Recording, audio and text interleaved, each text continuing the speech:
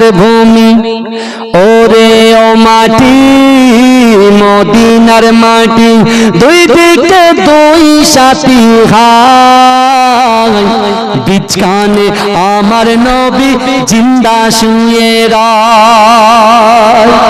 এই জোরে হবে না? হাত তুলে জোরে সুবহানাল্লাহ বলবেন। নারে তাকবীর, নারে তাকবীর।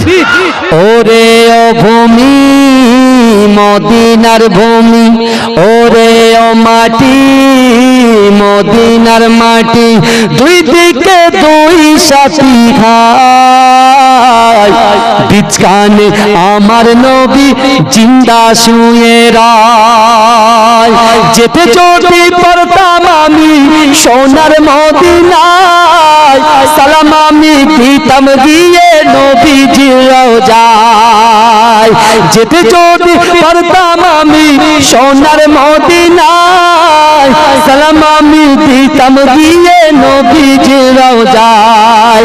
মদিনার ধুলাবালি পাই যদি সামনে আমি মদিনার ধুলাবালি পাই যদি সামনে আমি মাকাম আমি পেলে পরে সুরমা বলে হায় বিছখানে আমার নবী জিন্দা শুয়ে রয়। বিছখানে আমার নবী জিন্দা শুয়ে রয়। রওজাতে শুয়ে নবী কাঁদে যারে যার পাপে ভরা গোনায় ভরা উম্মত আমার। রওজাতে শুয়ে নবী কাঁদে যারে যার পাপে ভরা গোনায় ভরা উম্মত আমার। কিয়ামতের দিনে নবী করবেন যে রোনা জারি কিয়ামতের দিনে নবী করবেন যে রোনা জারি আল্লাহর দরবারে নবী পড়ে সেজদায় বিছখানে আমার নবী জিন্দা শুয়ে রয়। বিছখানে আমার নবী জিন্দা শুয়ে রয়। রঙিন রঙিন মেঘের বেলা যাই বয়ে যায় ব্যথা তোর মন যে আমার বড় অসহায়। মিটবে মোর মনের আশা পাই যদি নবীর দেখা মিটবে মোর মনের আশা পাই যদি নবীর দেখা মুক্তি আমি পেয়ে যাব হাসরের মাঠে। বিছখানে আমার নবী জিন্দা শুয়ে রয়।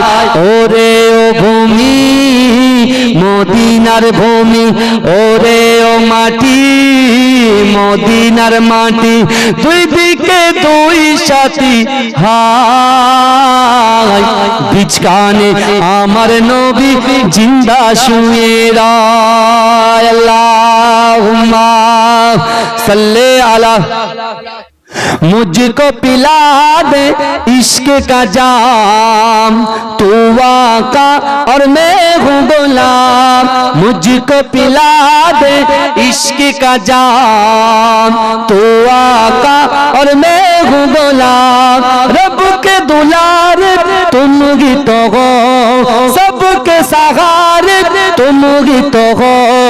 रब के दुलार तुम ही तो हो सबके सहारे तुम ही तो हो। आए नबी जितने दुनिया में सबसे प्यारे तुम ही तो हो। भेजे खुदा ने तुमको सलाम तू आका और मैं हूँ गुलाम। जोरे होबे ना आड़ी जोरे होबे ना। मुझको पिला दे इश्क का जाम तू आका और मैं हूँ गुलाम।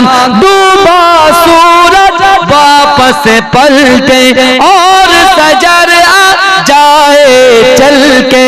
डूबा सूरज वापस पलटे और सजर आ जाए चल के। तुम जो चाहो ओ हो जाए पल में क्या से क्या हो जाए। अल्लाह जाने तेरा मकाम तू आका और मैं हूँ गुलाम।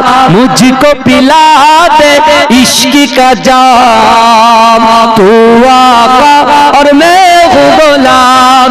सिदरा पे जाके प्यारे नबी से बुलबुल सिदरा बोले नबी से, सिदरा पे जाके प्यारे नबी से बुलबुल सिदरा बोले नबी से। आगे गए तो जल जाओगे, आप अकेले जागे यहाँ से, अर्श बरी पे तेरा कयाम, तू आका और मैं हूँ गुलाम। मुझको पिला दे इश्क का जाम, तू आका और मैं हूँ गुलाम। अल्लाहुम्मा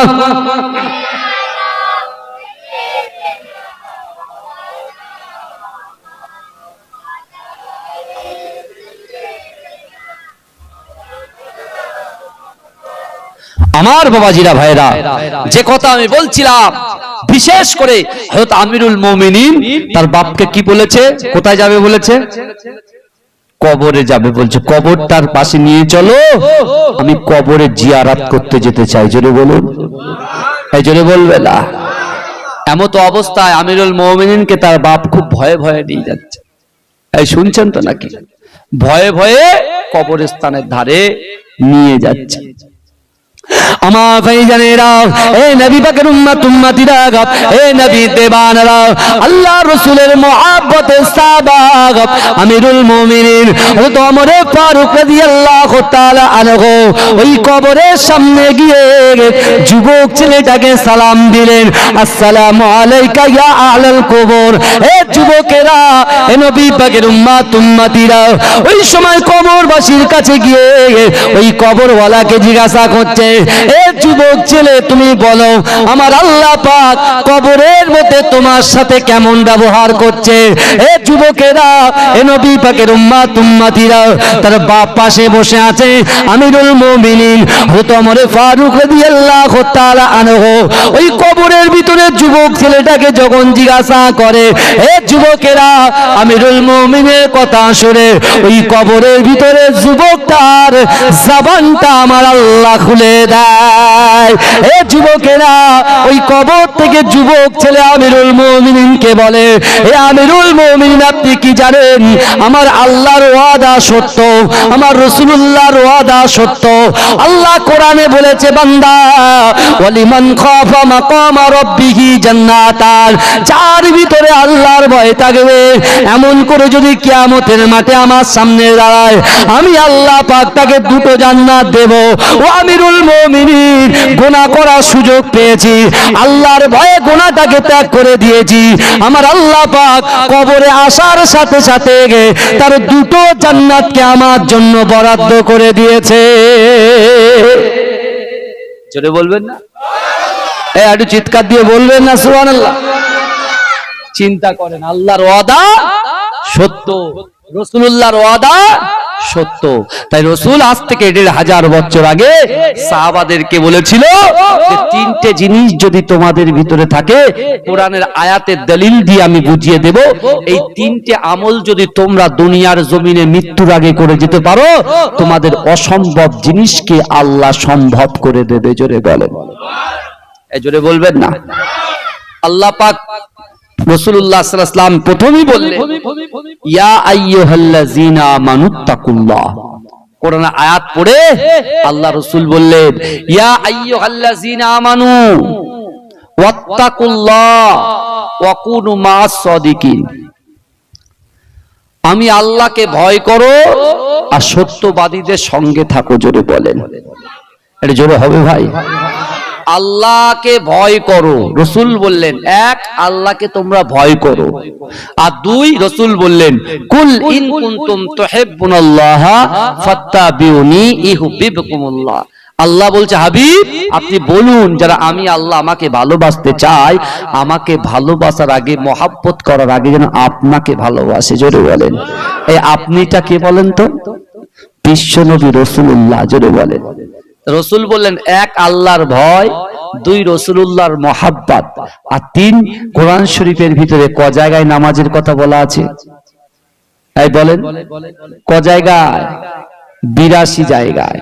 আকিমুস সালাহ, আল্লাহর রাসূল বলছেন এক আল্লাহর ভয়, দুই রাসূলুল্লাহর মহাব্বত, আর তিন হচ্ছে নামাজের পার্টি। জোরে বলে এ কোন পার্টি? নামাজের পার্টি।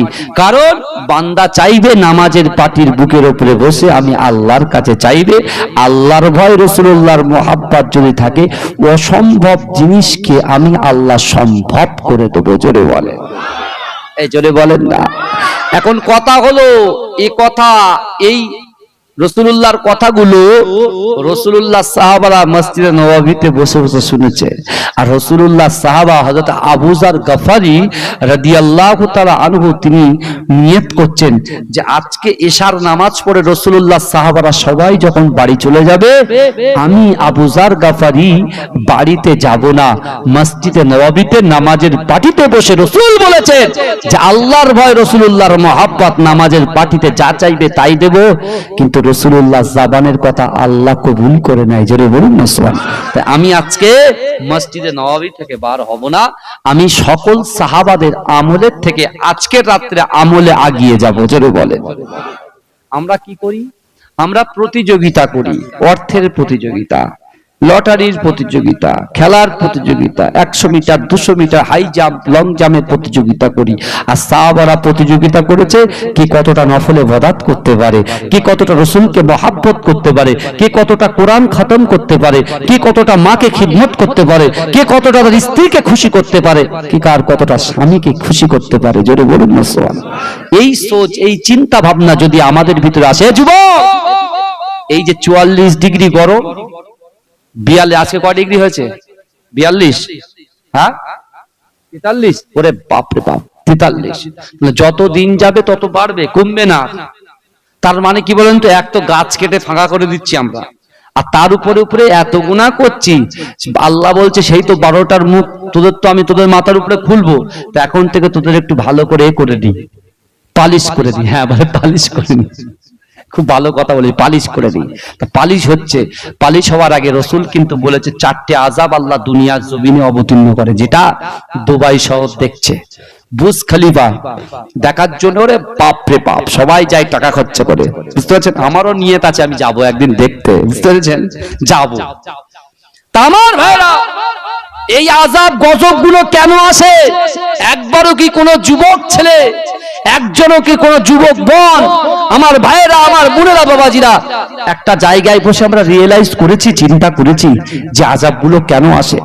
রাসূল 1500 বছর আগে বলেছে, বান্দা যখন নামাজ থেকে দূরে সরে যাবে, বান্দা যখন অশ্লীল কাজ তাদের আকৃষ্ট হয়ে যাবে, বান্দা যখন পিতামাতার মহব্বত থেকে দূরে সরে যাবে, স্বামী যখন স্ত্রীর থেকে দূরে সরে যাবে, স্ত্রী যখন স্বামীর থেকে দূরে সরে যাবে, সন্তান যখন বাপের কথা শুনবে না, অবাধ্য হয়ে যাবে, সেই সময় শরিয়াত থেকে যখন আমার বান্দা বান্দীরা দূরে সরে যাবে, আমার রাসূলকে বলছে, হাবিব আমি 4টে আযাব দুনিয়ার জমিনে অবতীর্ণ করি।